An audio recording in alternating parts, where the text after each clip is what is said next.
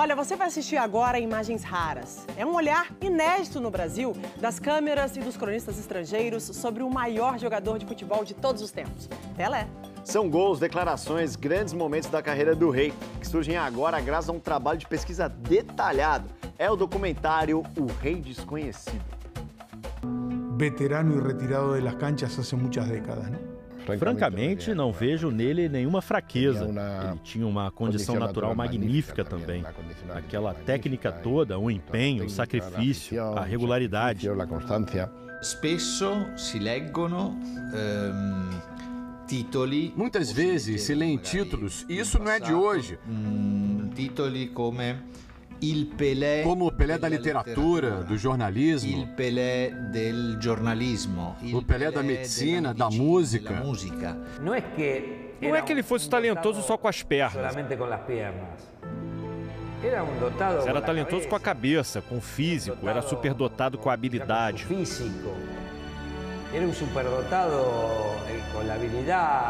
Superdotado com a inteligência, com a visão que tinha do campo.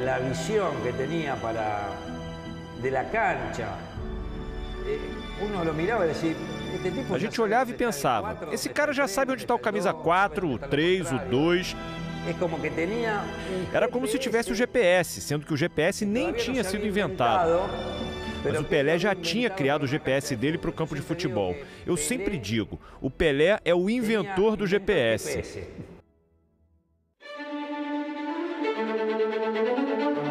Edson Arantes do Nascimento tinha estreado na seleção 11 meses antes da Copa de 58, com apenas 16 anos, quando começou a deslumbrar os europeus. Artistisch eine Vorlage und erhöht auf 3:1. Os brasileiros já sabiam do Pelé porque tinham visto ele jogar no Brasil, mas para o resto do mundo, ele explodiu na Copa. E não se pode esquecer que naquela época não tinha internet, não tinha TV por assinatura mostrando todo o jogo de todo o campeonato do mundo. De repente apareceu o Brasil na Copa da Suécia. E no meio do torneio, esse garoto de 17 anos surgiu aparentemente do nada. Partway through the tournament, this 17-year-old boy came from apparently nowhere e deixou o mundo do futebol de cabeça para baixo. O que aconteceu com Pelé é único na história do futebol. Quando o mundo estava entrando na era moderna do esporte como entretenimento de massa, surgiu Pelé.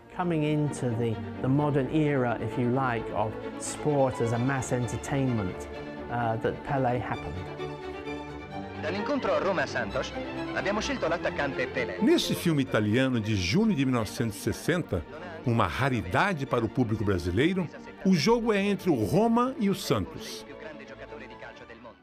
A sequência de jogadas de Pelé faz o locutor esgotar seu estoque de adjetivos. Pelé é rimasto mítico. Pelé ainda é mítico na Itália. Ele sempre foi um ícone, desde quando jogava. Quando ha giocato, ma più ancora dopo. Mas depois, ainda mais. Un'icona. Ora, perché sia diventato un'icona, questo qui... E por ter se tornado um ícone, deveria ser estudado pelos semiólogos e mitólogos. Não sei por qual motivo. Provavelmente porque ele foi muito cuidadoso com a imagem dele. Attenzione, la sua immagine. Mas é isso que ele conseguia transmitir. No final é isso que conta. Perché poi alla fine è quello che conta. 1960. 40 mil franceses lotam o Parc des Princes para saborear o fenômeno dos trópicos. Pelé comanda um daqueles ataques irresistíveis que deslumbrariam gerações de torcedores do mundo inteiro.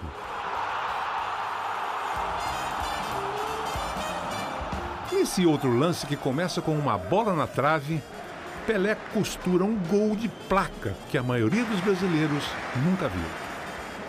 A bola volta para Pelé e ele enfileira seus marcadores antes de estufar as redes do Reims.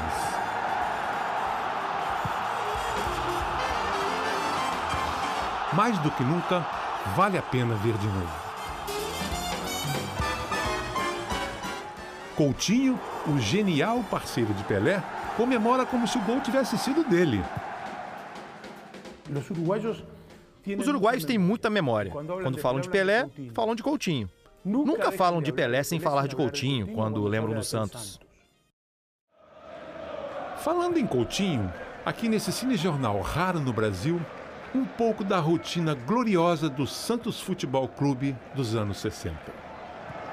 O gol é de Coutinho e Pelé comemora.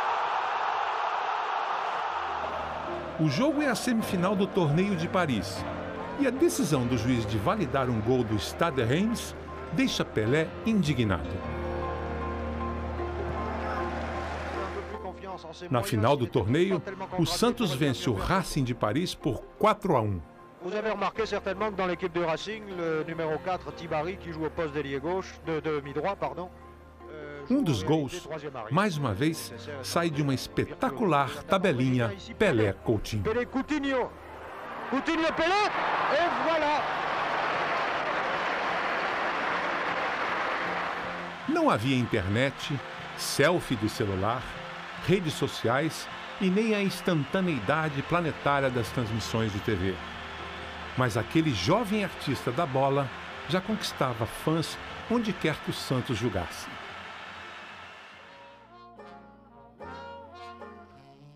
Fora de campo, Pelé e os companheiros do Santos também já chamam a atenção para tudo o que fazem. É o que mostra esse filme francês de 61, quando o Santos chega à França para tentar o bicampeonato do torneio de Paris. Pelé saboreia compenetrado um prato da culinária francesa. Em vez de vinho, água mineral. Coutinho é só felicidade com o menê. O ponta esquerda Pepe acumula calorias para continuar com um dos chutes de canhota mais potentes do planeta. Pelé começa a passar mais tempo viajando do que em casa. Ele era o maior astro do futebol. Ele ficou no imaginário coletivo, até para quem nunca viu o Pelé jogar. No final de 1962, a então poderosa Paner do Brasil patrocina uma reportagem francesa intitulada 5 milhões de Pelés. O filme começa apresentando Pelé atuando no campo de Vila Belmiro, em Santos. O locutor explica o óbvio. Trata-se do melhor jogador de futebol do mundo. A reportagem fala primeiro de Copacabana e da paixão dos brasileiros pelo futebol de praia. Depois mostra a praia de Santos e diz que esta paixão também pulsa na cidade de Pelé, desde os primeiros anos de vida. No treino do time do Santos, uma imagem rara: Pelé no gol. Num dia de jogo, o filme mostra radialistas trabalhando com os tetravôs do celular, o doce assédio dos pequenos fãs e as comportadas pioneiras da torcida feminina do rei do futebol. No final, o locutor conclui: Pelé é o orgulho do Brasil. Pelé, c'est l'orgueil du Brasil. O Pelé, para a geração anterior à minha, para a geração que hoje tem 60, 70 anos, não há Maradona, é Pelé. Mais até que o Eusébio, que era um símbolo nosso. Amistoso Santos e Hamburgo. Mudam o país e a língua, mas a admiração continua.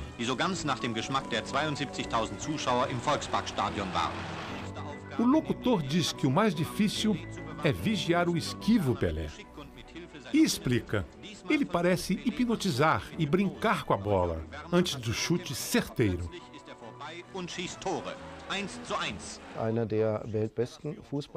Um dos melhores jogadores de futebol, talvez o melhor de todos. A técnica, o irresistível ímpeto em direção ao gol, a possibilidade de gols espetaculares de todas as maneiras, de esquerda, de direita, de cabeça e também com outras partes do corpo.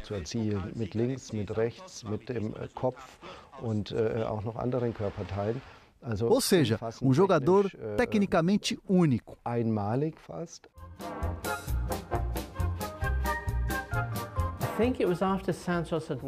Acho que depois do Santos ganhar a Libertadores e o Mundial Interclubes pela segunda vez, os dirigentes do clube se deram conta de que tinham uma possibilidade incrível de viajar pelo mundo como se fossem os donos de um circo.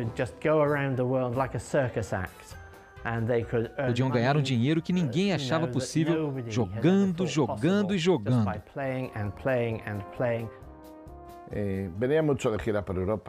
Ele fazia muitas excursões pela Europa e isso fazia a atenção se manter nele. As viagens eram feitas exclusivamente pelo Pelé. Talvez tenhamos sido injustos com os outros jogadores. Eu lembro, por exemplo, do ponto esquerda Pepe. A gente chamava de Pepé. Era Pelé e Pepé. Só soube depois que era Pepe. O ex-jogador argentino, Helenio Herrera, me disse uma vez que era o jogador com o chute mais forte da história do futebol.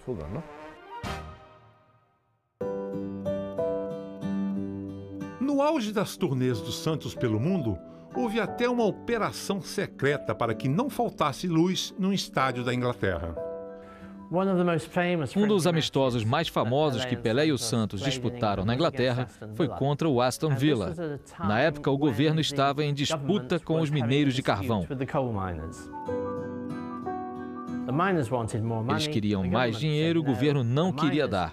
Eles entraram em greve e, por isso, não se podia desperdiçar energia. Havia risco de faltar. Eventos esportivos, por exemplo, foram suspensos. Não dava para ter jogo de futebol à noite para não ter que ligar o refletor. Para que os torcedores pudessem ver Pelé em campo, o Aston Villa compra este imenso gerador na Alemanha e o transporta às escondidas até a cidade de Birmingham. A iluminação do estádio do Aston Villa não fica 100%.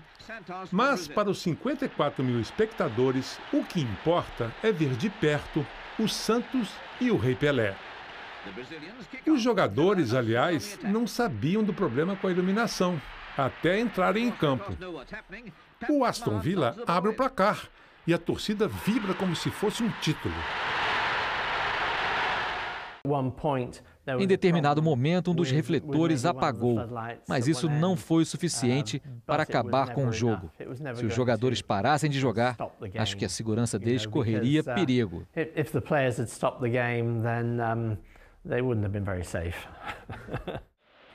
Logo depois, Pelé e os outros jogadores reclamam que a luz fraca só atrapalha o Santos. E os donos do estádio aceitam fazer ajustes nos refletores. O jogo é reiniciado, mas quem marca é o Aston Villa, de pênalti.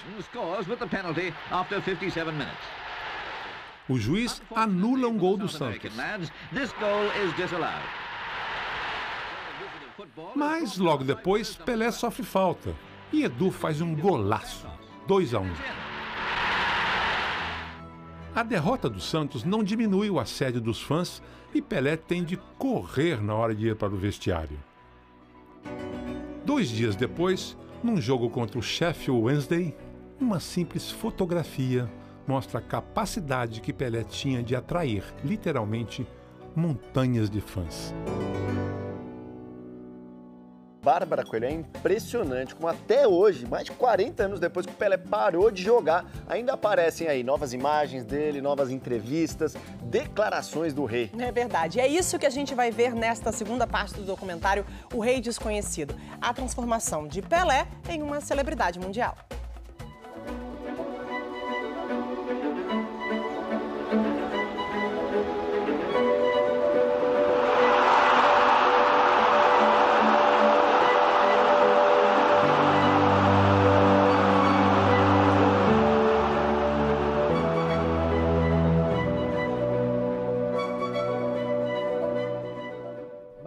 Em 1963, neste amistoso da seleção contra a França, cujas imagens poucos no Brasil conhecem, quem dá show antes de Pelé é o goleiro Gilmar.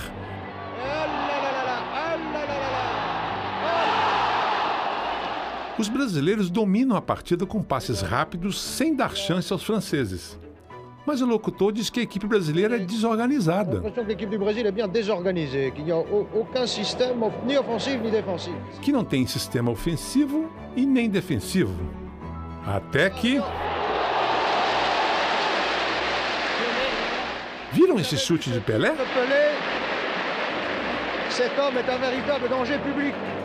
Ele é um verdadeiro perigo público, diz o locutor. O rei é derrubado depois de um drible. O jogador se desculpa e Pelé não reage. O troco de classe vem na sequência do lance. Segundo tempo, 2-2 no placar. Pelé vai brilhar com o apoio luxuoso de Gerson. Atenção a Pelé! Oh là là là là là! 3-2 para os brasileiros. Fora de campo, Pelé dava entrevistas reveladoras que às vezes não chegavam ao Brasil. Em 1966, o entrevistador era Tomás Eloy Martínez, futuro best-seller da literatura argentina. El hombre Pelé quando está enamorado. Todos os jornais souberam e já dizem até que vou me casar, que já estava casado. Importa, Pelé, que você cuente como chegou a enamorar-se. De que maneira? Bom, isso é difícil explicar, porque todos os homens começam a gostar, a enamorar de uma chica e não sabe por quê. E lo mesmo se passou comigo, eu comecei a ver coisas buenas na linha e abrar, e no fim me enamorei, não sei por quê, não sei como. Há 3 anos você me dijo, Pelé, que queria que sua mulher fosse uma mulher de sua casa, boa cozinera, que lo atendiese a usted en la vida doméstica. ¿Su novia es eso? Pelo menos em parte. Este filme alemão mostra o desembarque de Pelé em Frankfurt, em plena lua de mel com a primeira mulher, Rose. É terça-feira de carnaval. Num clube da cidade, a imprensa registra a recepção dada ao casal por moças alemãs. Rose apenas sorri e ganha uma discreta piscada de olhos do marido. A lua de mel continua em Paris. No aeroporto de Orly, Pelé é abordado por um repórter que pede que lhe apresente sua mulher. Sim, estou passeando por Paris e fiquei muito satisfeito, estou com a minha esposa e pretendo voltar, se Deus quiser, futuramente. Responde em português a pergunta sobre qual seleção era a favorita para a Copa do Mundo da Inglaterra. É bastante difícil a Copa do Mundo para o Brasil, é bastante difícil para o Brasil, porque é a terceira Copa, todas as equipes estão bem preparadas, mas temos que disputar, vamos fazer o possível para vencer. Merci. Às vésperas da Copa da Inglaterra, em 66, Pelé era a maior estrela.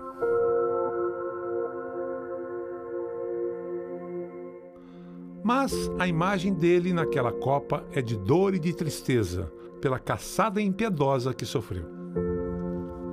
E do consolo que recebeu do craque português Eusébio, depois de ser atingido com violência pelo zagueiro Moraes, no jogo que tirou o Brasil da Copa.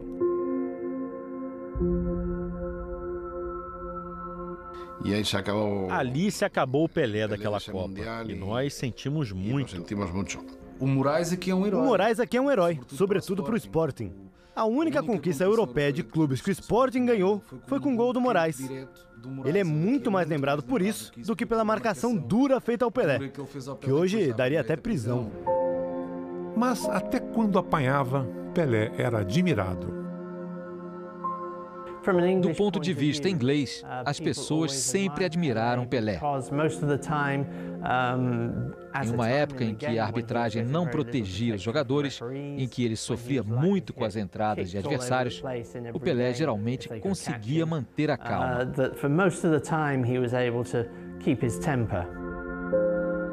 Ninguém mantém a calma o tempo todo. Não importa se é Pelé, Ronaldo, Messi, mas ele geralmente conseguia. E as pessoas admiravam o espírito esportivo dele. Um mês depois do massacre na Copa da Inglaterra, quando Pelé volta a enfrentar os portugueses do Benfica em Nova York, o assédio dos fãs mostra que a derrota do Brasil não afetou o prestígio do rei. O primeiro ato do troco aos portugueses. Passe de Pelé, gol de Edu.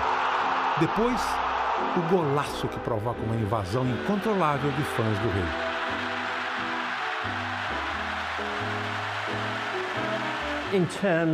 Em termos de grandes esportistas de todos os tempos, as pessoas vão colocar sempre o Pelé no topo, ao lado de Muhammad Ali. São os dois grandes ícones do esporte no século XX. Aquela semifinal de 70, quando enfrenta o grande Ladislau Mazurkiewicz, a bola veio cruzada. O Pelé ameaça tocar na bola, mas não toca. A bola segue. Mazurkiewicz que não sabe se vai na bola ou no Pelé. E acaba não indo nem na bola e nem no Pelé. O incrível é que o grande Pelé, com um gol vazio, não marcou. A bola passou rente à trave direita e não foi gol. Se tivesse sido gol, certamente a história registraria aquele como um dos gols mais geniais em Copas do Mundo. Não foi gol, mas quem se importa? Foi futebol da mais alta qualidade. Outra coisa que ainda me emociona muito foi o gol que ele fez em 70, na final contra a Itália.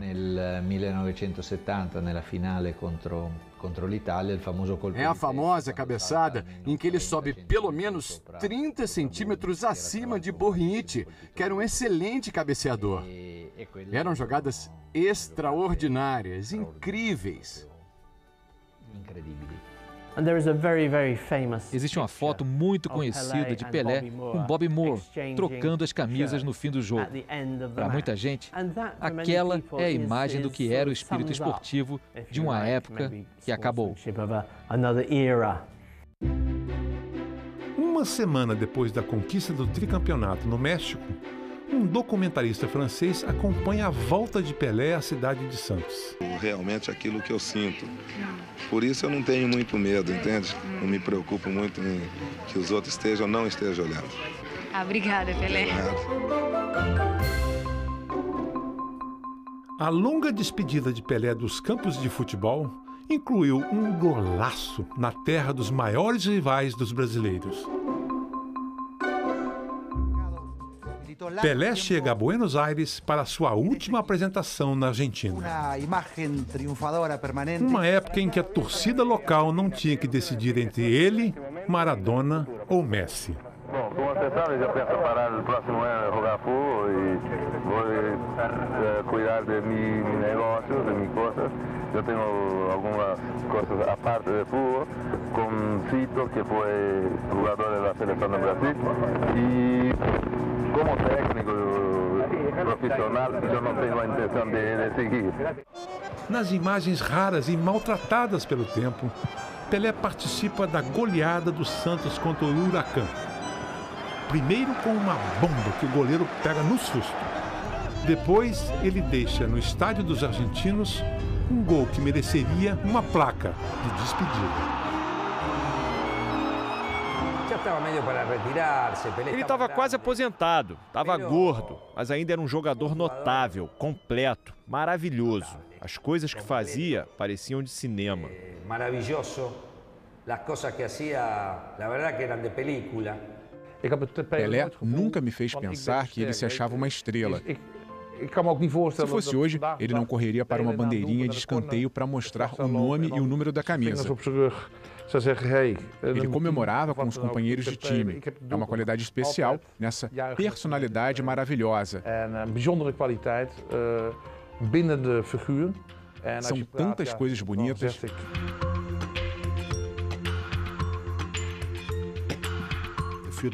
Para a maioria dos alemães, ele é um bem comum da humanidade.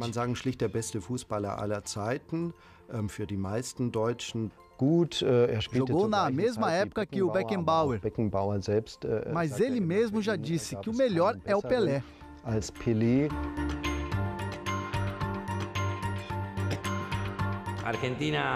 A Argentina quer ser a melhor do mundo. Os argentinos têm esse pensamento de quererem ser os melhores em tudo.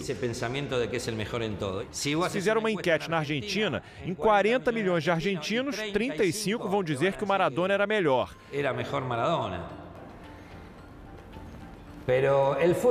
Mas o futebol é um gosto pessoal, é como as mulheres. Você prefere as morenas, eu gosto das louras, tá tudo certo. Maradona é a Argentina. E a Argentina nunca vai dizer que o Pelé foi melhor do que o Maradona. O Santos fazia uma turnê por toda a Europa. Todo mundo queria ver o Santos, receber o Santos e pagar por amistosos, porque era o time do Pelé. Mas não era o clube, era o nome mítico. Pelé ficou no imaginário como o maior de todos os tempos. Muito habilidoso, inteligente, potente. Pulava muito alto, chutava com as duas pernas, era constante, era valente. Também era duro quando precisava ser duro. Tinha um físico magnífico também, uma condição atlética magnífica. Aquela técnica toda, o empenho, o sacrifício, a regularidade.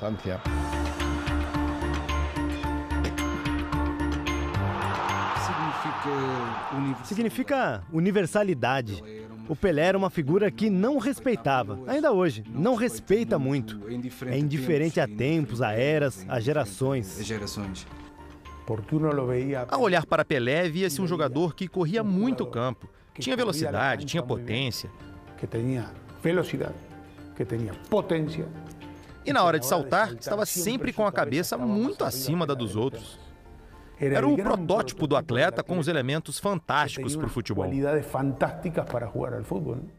Quando o Pelé estava no auge, eu ainda era garoto. Isso já faz muito tempo. Mas sei que ele foi maravilhoso. Tenho um número 10 gravado na cabeça. Pelé jogava com a bola, sem a bola, era forte, era potente, era manhoso, era estrategista.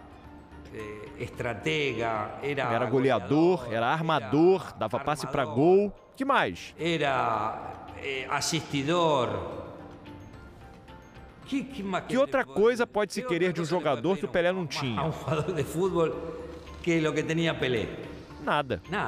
O Pelé era a síntese de todos os outros. Tinha um pouco do Jairzinho, um pouco do Gerson, um pouco do Tostão. Foi um jogador perfeito. Pode-se dizer que ele era uma força da natureza. Ele não era um jogador cerebral no sentido de ser como um Didi ou um Gerson, para ficarem exemplos brasileiros. Jogadores que organizavam o jogo taticamente e ditavam o ritmo de uma partida. Pelé não precisava disso. Ele simplesmente resolvia o jogo sozinho. O tempo passa e o mundo do futebol ainda busca uma explicação à altura do fenômeno Pelé.